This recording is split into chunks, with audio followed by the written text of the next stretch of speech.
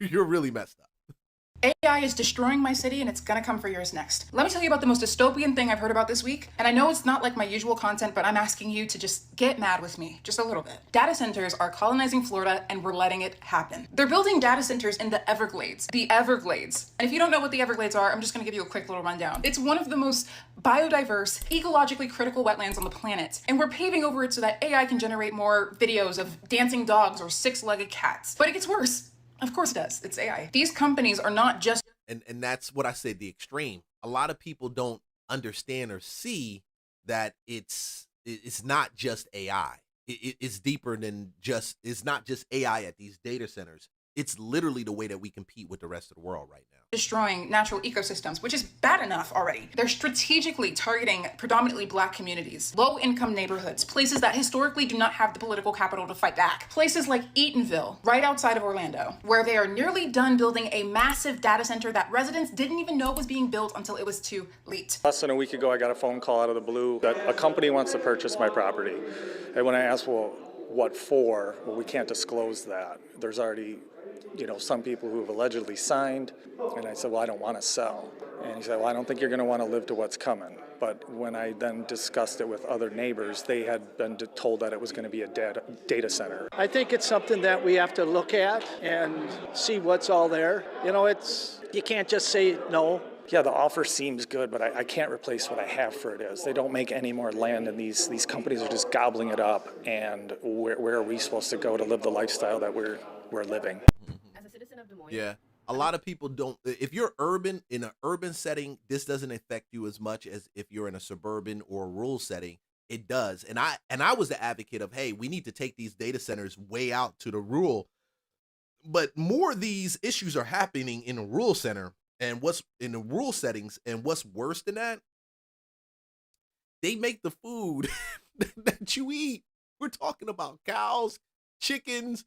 Damn, I like chicken. I don't want to eat a radioactive chicken. Oh, no. I don't want that. And I know I'm being a clown and being funny about it, but there has to be some balance to it. And even the extreme ones on the left, they need, and the extreme ones on the right who just want to sell out everything, y'all got to find a middle ground, because we can't do this and destroy the world to beat China and then end up beating China and everybody in your community and everybody in your world is sick. Everybody in your country sick. Hell no. Screaming from the fucking rooftops that y'all need to stop using AI. Because my city is about to not have water. Not clean water for drinking. We already barely have that. But no water. You hear me? No water. Not out of our fucking faucets. No, not in our fucking toilets. No water. Because y'all want to chat GPT everything. Oh, it's just a town in Iowa. I live here. My people live here. People live here. Everybody thinks the worst thing a data center does is raise your electricity bill. No, the worst thing it does is actually quietly ruin your health. Let me explain real quick. One single data center uses as much water as a town of 50,000 people, and as much power, enough to power 100,000 homes. But the real bill ain't even in your statement, it's in your body. If you live near a data center, you live next to a thing that never shuts up, 24 hours a day. Low frequency humming. It's like living next door to a jet engine that never takes off. And that constant noise, contrary to what they tell you, that constant noise messes with your sleep. It spikes your stress and your hormone levels. It raises your blood pressure. And over time, it raises your risk for heart disease. And people are walking around exhausted and anxious, and they're trying to figure out why. But then you got to think about the air that comes with living next to a data center. See, these data centers, they run on massive backup diesel generators. And they test them, or say the system has a hiccup or something, right? They pump diesel pollution straight into your neighborhood. And that stuff gets in your lungs, it triggers asthma, and it makes breathing harder. And it's especially bad for the elderly and for children. People are planning 10 gigawatt data centers. Just to do the translation, an average nuclear power plant in the United States is 1 gigawatt. How many nuclear power plants can we make in 1 year where we're planning this 10 gigawatt data center? Gives you a sense of how big this crisis is. So people sometimes ask, why is Northern Virginia the data center hotspot for the entire world? And the reason is that in the last century, data processing companies came here because their customers, government agencies in DC, were here. So they built data processing facilities. And then as the internet developed, there was a good fiber network here. There's a really strong, reliable, and relatively cheap power grid. So data centers can hook up to electricity, which is the juice they need. There's fewer natural disasters here, knock on wood, and lots of open land. There's also been some tax break laws passed to encourage data center development around here. When people talk about the cloud, this is kind of where we are now. This is what they're talking about. It's not in the sky, it's right here. So hyperscalers are the big tech firms like Google, Microsoft, and Amazon. Some of those types of companies want to build data center campuses that use 5 gigawatts of electricity. That's a huge amount. It's as much as entire cities like Miami or Atlanta. Right now, Virginia, where Data Center Alley is, uses about 5 gigawatts of electricity for all of its data centers. That's a lot, and enough to power about half the homes in the state. That's big. You can power half the homes in the state from one location. Matter of fact, I think they said Atlanta uses 1 gig, close to 2 gigs. One center uses 5 gigs. You gotta see, like, if you're like me and you're caught in the middle, you love the technology, but you don't want to destroy the world for the technology. You don't want to destroy your life for the technology. You don't want to. But at the same time, there is a major shift that's going to happen whether you're a part of it or not. You can either be the victim or the victor. You can understand this and navigate through it, or you can cover your head, your ears, your eyes, put your head in the sand and said, oh, it's going to go away. I don't think it's going to go away. I think it's going to get actually worse. I think we're on the brink of what the new world will actually look like with these data centers that are located near major hubs, just like Amazon and has major hubs where they can ship out from. I believe that's where we're headed to. And I believe some people are going to suffer from this being in the water, being in the air, the closer they live to these things. But I do also believe too that the technology that we need in order to stay ahead of the rest of the world requires having data centers. So how do we do it? Nobody has it. Some people just want to get rid of it. It's easy, I think, to say get rid of it until you turn around and you deal with China and you deal with a superior force occupying your land because they beat you out because of technology. And that's really what happened. A lot of countries came and rose to power early 1800s, 1700s, 1500s, 1600s, because they had the ability to wage war with higher level technology. Technology defines now who's going to be the victor and who's going to be the victim. That's really it. It really comes down to that. Remember the first machine gun? Remember the first cannon? I remember, man, there's a cool move, a cool show. I think it's really cool on Apple TV about Hawaii and how Hawaii got introduced to cannon. Forgot the name of that show, bro. Anyway. Conshohocken area residents push back against a proposed data center. I think this is literal insanity. But let's zoom out for a second. A lot of people see a data center proposal and think it's just some big warehouse for computers. This is way bigger than that. Data centers are the backbone of the modern economy. They power AI, logistics, transportation, healthcare, research, you name it. And the cities that invest in localized compute infrastructure become the places where innovation happens. Let me give you a real example. Up in Canada, Montreal became a major AI hub, partly because of a strategic investment in infrastructure. And I'm talking about a place like Mila, the world-renowned AI institute. They didn't just build office buildings, they built the compute backbone to support research, startups, entire industries around it. That investment turned Montreal into a global magnet for AI companies, research, and talent. Now look at us. Philadelphia sits in a prime location between New York and DC, sitting on major fiber corridors.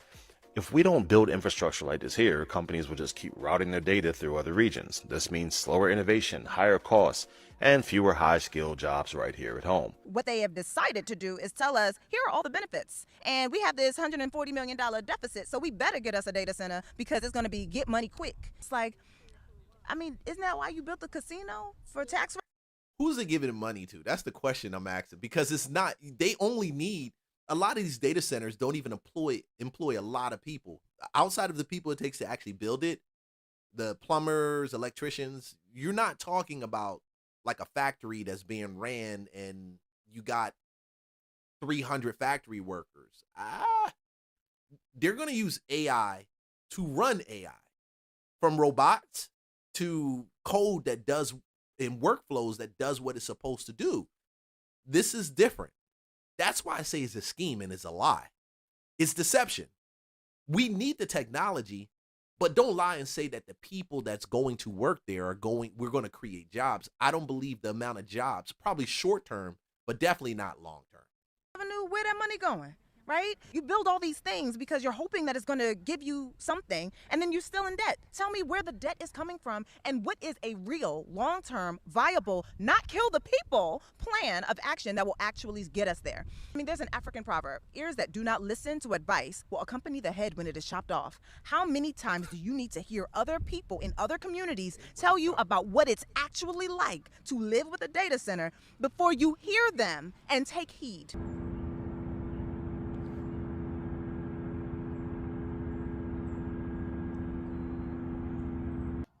Can you hear this sound? That's too much noise. I couldn't wake up in the morning or even go to bed at night listening to that. I live alone. There is no reason why my 1 month bill should be $675 when the house is pitch black. When we talk about these data centers, there is no question that the reason why our bills are as high as they are is because you've got these multi-billion-dollar corporations, Meta, Amazon, who come into our communities, who take all of their money and use it, don't pay a dime in taxes, and this is why our bills are the way that they are. See, and this is the thing. They get tax dollars, tax exemptions to build jobs, not to take jobs away. So I'm for Trump when he says they need their own nuclear power plant so it doesn't run up the bill for average Americans. I'm with him on that. But they should also take it a step further. Don't give tax incentives.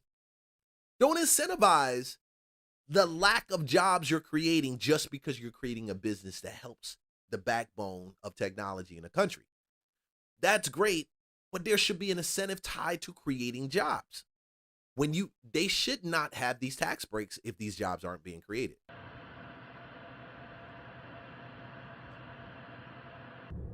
All right, it's April Fool's. I wish this was a joke, but it's not. As you have seen over the past few weeks, the Michigan Public Service Commission, they have given both DTE and Consumers Energy massive rate increases that we're all going to have to pay for. Now we've got these big AI data centers coming into Michigan. One in Saline Township is going to use the equivalent energy of 1 million homes. I believe the one being proposed in Van Buren Township could use the equivalent energy of 2 million homes. And people keep telling me, trust the process and trust the Michigan Public Service Commission to protect us. Well, guess what? I don't.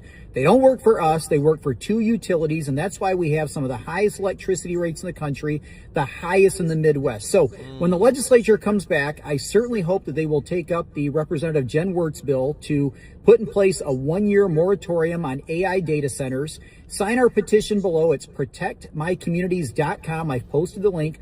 Please sign it, asking the legislature to take up this important legislation. That's in Michigan.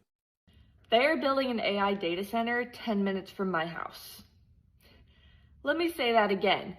They are building an AI data center 10 minutes from my house. I'm taking this video so that people can understand, like,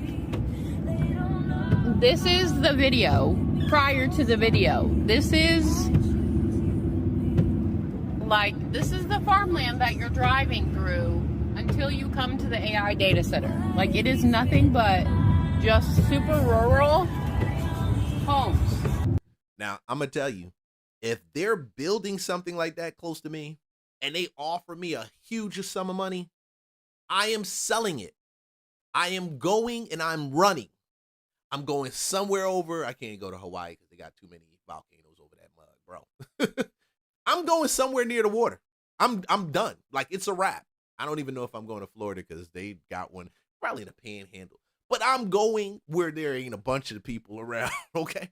Because the reality of it is you can say no, but if your neighbor says yes, and that neighbor says yes, and they got 15 other people that says yes, and then you're rural, the odds are there's going to be a slim amount of people that say no. People who value, what is the best word? They value lifestyle over money, because money is just designed for a lifestyle. You get money so you have a certain lifestyle. Your quality of life in our country is tied to your money. That's true, but it shouldn't be tied to your money. But if you're comfortable and you have a good quality of life, you ain't trying to be a billionaire. How much money does it take for you to be comfortable?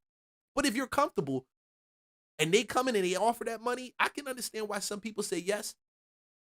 I would have to say yes to and run. No lie. Because the further I get, if I say yes, they're going to do it and build it anyway somewhere nearby, and my shit is still going to get screwed up.